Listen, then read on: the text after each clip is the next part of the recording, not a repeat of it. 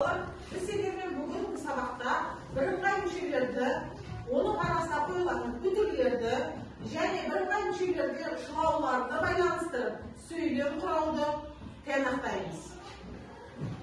Bu yerde metnin birikay müşerilerde tabamız, öz fikrimizde aytamız, және de birikay müşerilerde baylanıştı söylemler kuraldı teynaktayız.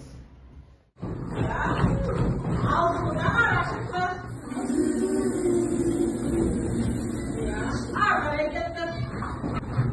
Bugün varsa onda ya arkada kalktım.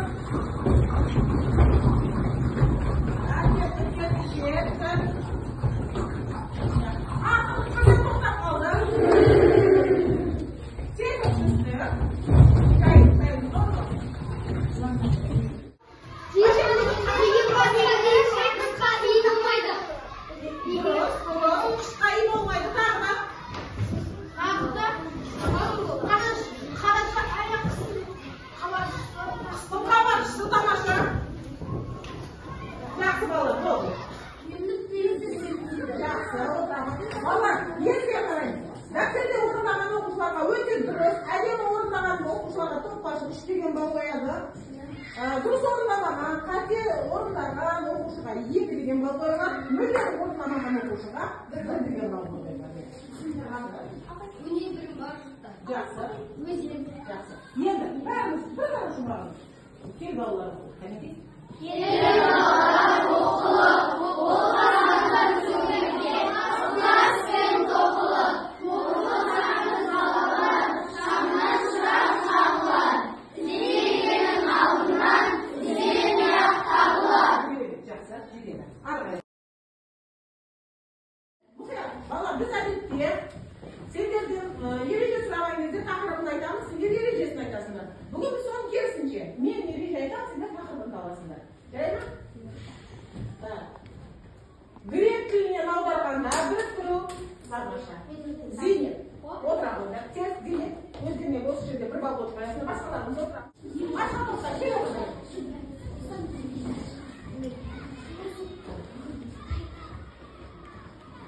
Сөздің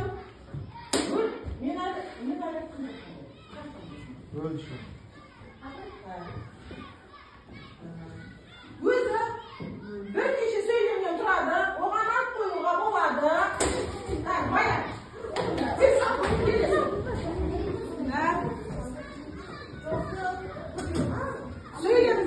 Сөйлемде тек қана бастауыш пен баяндауыштан шығарылады.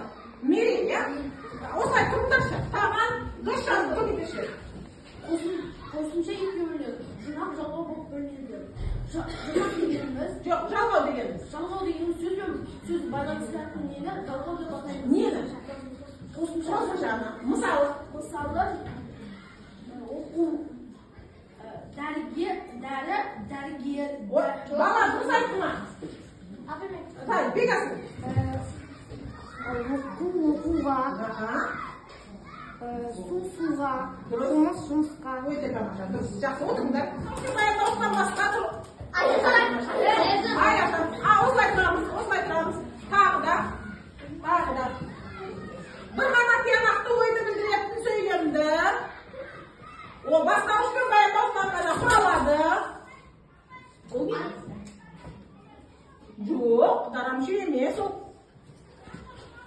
Бастауыш пен баяндауыштан ғана құралады. Мысалы, сабақ басталды, қоңырау соғылды. Қанекей? Иә, тұрлауы мүшеді. Иә? Жақсы бала. Сары гүл өстір. Бір қанешек тағы қойшы. Сары Қаны сары гүл? Жолда сендердің топтарын қылын кел салып. Бұған айта қойшы. Біздің үйде көк, қызыл, сары гүл бар. Керемет, ал. Бір қанешек тағы. Мүшелер бірыңғай мүшелер көк, қызыл, сары. Бұның барлығы бар деген сөзге жалғанып тұр. Бар деген сөзге жалғанып байланысып тұр. Бір қанешек айташы. Бір қанешек. Көк, қызыл, сары. Ал мен не істеп отырмын? Араларына. Өте ғой. Сонда Ай, var. Bu көк, sarı, қызыл бұлардың арасында үтір қойылып тұр. Ең соңғы бірыңғай мүшеге үтір қойылмайды. Екінші сурет бойынша қайна.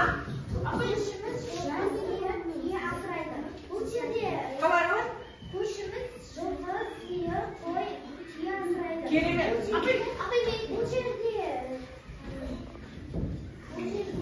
Бұл сөйлемде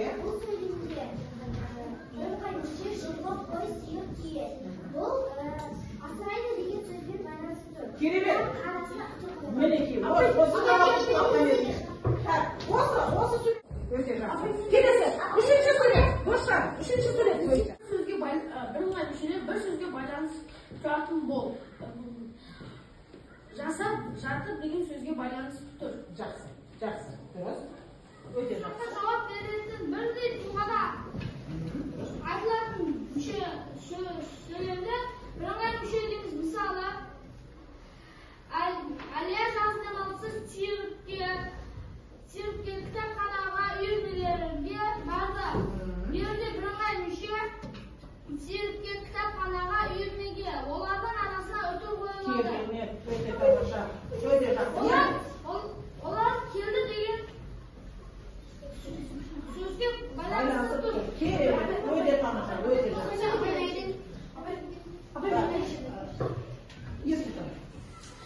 Бірыңғай мүше дегеніміз тек бір сөзге қолданылатын сөйлемді бірыңғай мүше дейміз. Олардың арасына үтір қойылады. Ең соңғы бірыңғай мүшеге үтір қойылмайды. Мысалы, Арман мектепке барып есеп жаттығулар орындады. Бұл жерде бірыңғай мүше есеп жаттығулар. Керемет балалар. Міне соның 19-шы Абайдың 19-шы қара сөзі. Мен қазір қарап беремін. Сендер мұқият, біреу оқисыңдар, бірақ жай оқисыңдар, бір-бірін естетіндей болып. Сөйтесіңдер, оның ішінен ең бізге негізгі жерін тауып айтып бересіңдер. Сан түсініңдер.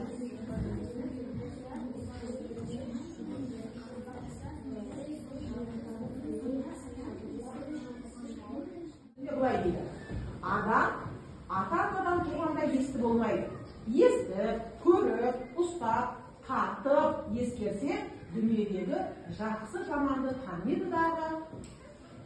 Сондайдан білгені, көргені көп болған адам білімді болады. Естілердің айтқан сөздерін ескеріп жүрген кісі өзі де есті болады. Демек, ақылды адамдарда әрбір естелі жеке өзі іске жарамайды. Сол естілерден естіп білген жақсы нәрселерді ескерсе, сұрап ұғайын демесе, не сол жерде сөздің расына көзі жетсе де, шыға беріп қайта қалпына келсе, естіп естімей не керек?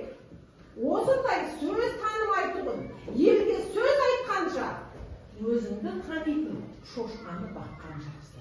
Деп бір хакім айтқан екен. Сол секілді сөз болады. Мені түсініңдер ма? Ал топта. Бірақ мені. Ескерсе, дүниедегі жақсы жаманды таниды дағы осындай білгені, көргені көп болған адам білімді болады. Тамаша, ең бірыңғай мүшелер қайсы екен? Тәнеге қараңдаршы бала. Бірыңғай мүшелер бұл жерде естіп көріп, ұстап тартып, ескерсе, дүниедегі жақсы адамды таниды дағы. Тамаша, дұрыс. Сонда іске жарайды. Сонда адам десе болады. Мінекей, бізге керегін алайықшы балалар. Егер айтқан нәрсені құлақ асып тыңдаса, Амина, сол айтқан жақсы сөздерді ұғынса, түсініп алса, соларды орындаса. Жаман дегеннен сақтанса, сонда іске жарайды. Сонда адам десе болады. Дұрыс. Өте жақсы тапсырды. Естіп, қысқасы қайтамыз. Естіп. Бұл жерде естіп, одан кейін ескерсе, сақтанса, жарайды. Іске жарайды. Тамаша. Тамаша бала. Барған кезде менде дәптерлер қалыпты, соған дүкенге барып дәптерлер сатып алдым. Bir Erbajon, bir Yeşil жоқ.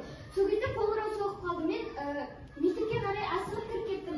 Ол кезде сабақ басталып кетті. Мен кешігіп қалыптым. Сосын аяқталды. Сабақ аяқталды. Сабақ аяқталды. Өте тамаша. Мен тапсырманы былай бердім. Мен айтқан сөздер де бірыңғай мүшелер болсын деп, иә? Өте жақсы. Мүмкін Зейнеп түсінбей қалған шығар. Жақсы. Ал Досжан, саған. Ал? Бір-екеу қосып айтты бірақ. Жарай, мен ондай сөз естімей қалдым. Жарай, жақсы. Ал тыңдап отырыңдар, иә. Мен байқамағандарым, сендер байқаңдар. Гүл. Біз аулада гүлдерді отырғызып, оларға су құйдық. Кейін ағаштар мен ағаш және теректер отырғыздық. Гүлден басқа теректер. Аға тамаша, өте жақсы. Кейін бауымыз әдемі болды. Кейін үйге кіріп кете жатып, аспан бұлтқа борап, жаңбыр жауып кетті. Кейін біз үйде шай ішіп отырдық. Мал. Сөйтіп әдет болып қалды да, сиырлар мен бұзаулар аттарға су беруде далаға шықтым. Ол кезде құртқа, жемпір, астыма басқа аяқ киім кидім кеш. Сөйтіп кеш болды. Кеш болған кейін малға жем беріп, су беріп үйге кірдім. Тамаша. Өте жақсы. Өте жақсы. Дұрыс. Мен де байқадым. Ал, кет, Айна. Айна, мен айнаға қарап жатқан кезде шашым түсіп бара жатқанын байқадым. Сөйтіп мен тырнақтағы шаштарды жинай бастадым. Сосын мен шаңшылғышпен немесе спортпен спортты ойладым. Мен спортпен спортты апам байқап, шаштардың әлі тұрғанын байқап, жинасты. Жетек, рахмет, тоқтамау керек бала, тоқтамау керек. Ал, ұлан. Біз демалыс кезінде Юсултан, мен, Нариман үшеуміз Сейітке саябаққа бардық. Оқу құралдары. Біз сол кезде үйге барып оқу құралдарымызды алып мектепке кеттік. Біз мектепте саябақта отырдық, және де ойнадық. Сосын біз сабаққа кірдік. Сол кезде гүлдерді суғаруға бара жатқан едік. Бара жаттық. Сол кезде біз тез суға мектепке кірдік те сабағымызды орындадық. Сол кезде біздің дәптеріміз толып қалыпты. Дәптеріміз алу үшін магазинге барып аламыз жол алдық. Жақсы, жетек, рахмет бала.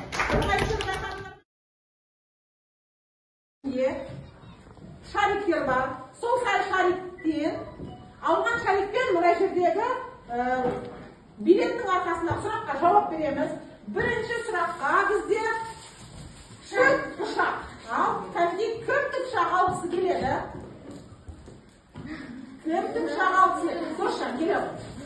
Бірінші қорқпай Досжан келе батыр. Ал, Досжан. Қарамай. 10. Әкем шайын. Қараймыз, оқылы. Бірыңғай мүшелер дегеніміз бір сұраққа жауап беріп, бір тұлғада айтқан мүшені бірыңғай мүше деп атаймыз. Бірыңғай мүшелердің арасына үтір қойылады. Келесі.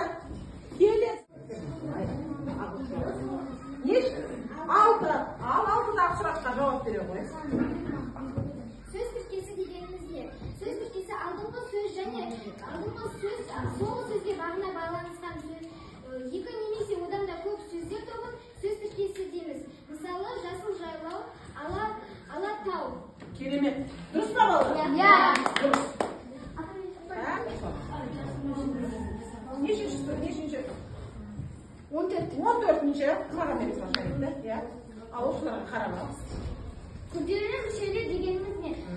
Екі немесе одан да көп сөзден құралған мүшені күрделі мүше дейміз. Мысалға, Аязан мектепке келе жатыр. Бұл жерде күрделі мүше келе жатыр. Керемет. Шабалаққа жақсы. Ал, ең соңғы билет қалды. Машина. Ойнатылады. Кәдімгі кім сұраққа жауап береді. Бек асыл. Ал шарик ал. 12-ші. Söyleyeyim. Неге жаңа сен 12-ші. Ал. Тұрлаулы мүшелерді ата. Тұрлаулы мүше дегеніміз бір тиянақты ойды білдіреді. Бастауыш пен баяндауыштан құралады. Мысалы, әкем келді. Сұрақ қояды. Кім? Әкем. Қайдан? Не істеді? Келді. Иә. Әкем не істеді? Келді. Келді. Жақсы. Балалар шапалақтап қоямыз. Жақсы. Сөйлем мүшесі құрамындағы нақты сұраққа жауап беретін сөздерді сөйлем мүшесі дейміз. Сөйлем мүшесі толық мағыналы сөздерден құралады. Мысалы, Марат өлеңді оқыды. Кім? Марат не істеді? Оқыды. Нені оқыды? Өлеңді оқыды. Тамаша балалар шапалақтап қоямыз.